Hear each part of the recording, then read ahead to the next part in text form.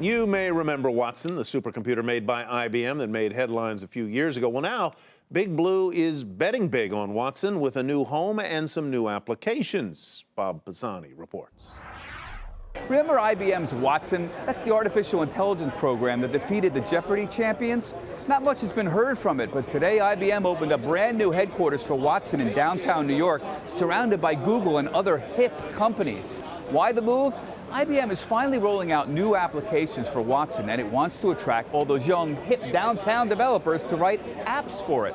Several deals were announced today. Terry Jones, the founder of Travelocity and the founding chairman of Kayak.com, launched Wayblazer. It's a new travel company built on Watson that will allow travel agents and consumers to interact with Watson using a natural language interface. So consumers and travel professionals will be able to talk naturally with Wayblazer about travel plans, and it will make recommendations on flights and hotels and places and destinations. It's all part of a very hot area of technology called cognitive computing. It's something like artificial intelligence.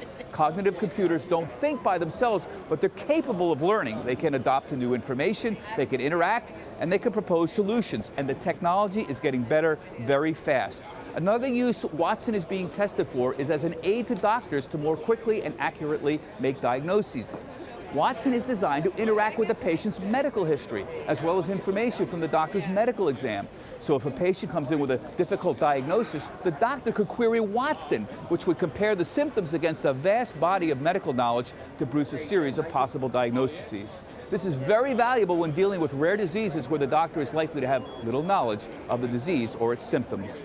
Now, one thing is for sure, IBM desperately needs a revenue generator. Revenues have declined every year since 2011. IBM won't discuss how much revenue Watson might generate, but they obviously have big hopes. Consulting firm Deloitte estimates that the total market for cognitive computing could exceed $50 billion in less than 5 years. That's a huge leap forward for this particular business. Now, everyone has always asked me the question, what does Watson look like? And the answer is, well, it looks like a pizza box. Actually, it's about the size of 3 large pizza boxes. Of course, no one is going to deliver Watson.